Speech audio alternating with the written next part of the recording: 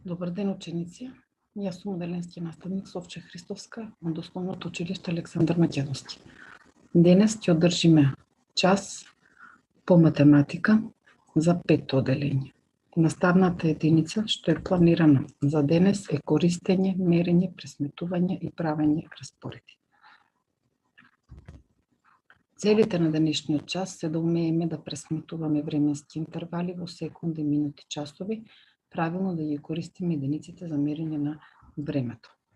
Секојдневните активности, како пишување, домашно одење на курсеви, ни одземаат доста време во секојдневниот живот.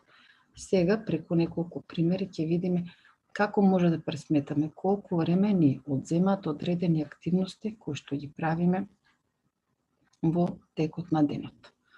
Јана оди на курс од 16 часот и 10 минути, ја завршува во 17 часот и 30 минути. Колку време поминува Јана на курс?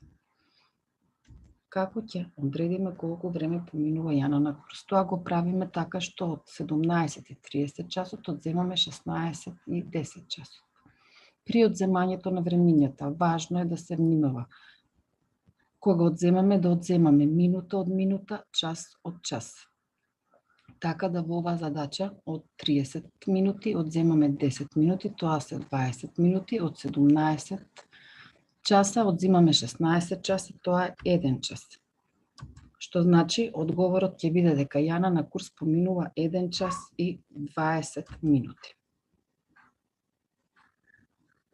Еве уште еден пример, преку кој исто ќе можеме да видиме како можеме да го одредиме времето за одредена активност. Ако Ива секој ден оди во училиште од 8 часот, а се враќа во 11 и 20 часот, колку време поминува Ива на училиште?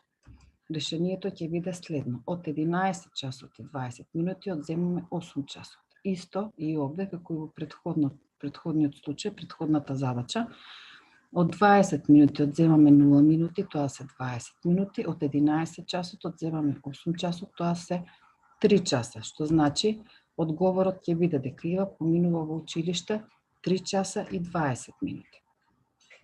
Можеме да направиме проверка на задачата на тој начин што 3 часа и 20 минути ќе ги собереме со 8 часот, при што исто внимаваме во текот на собирањето да собираме минути со минути, часови со часови. 20 минути плюс 0 минути се 20 минути и 3 часа плюс 8 часа се 11 часа.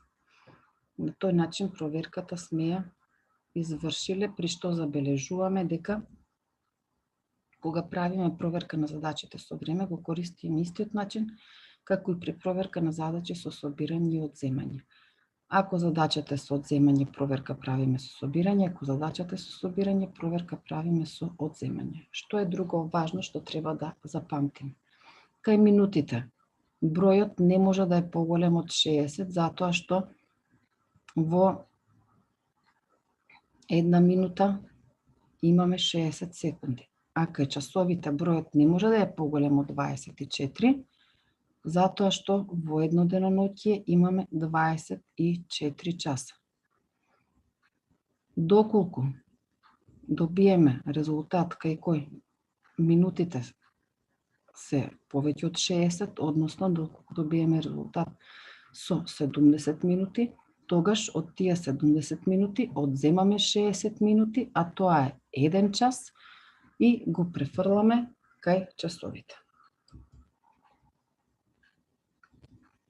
За домашна работа имате за задача да запишете колку време ви е потребно да напишете едно домашно по предметот математика.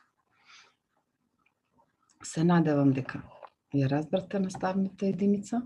Довидување, ученици!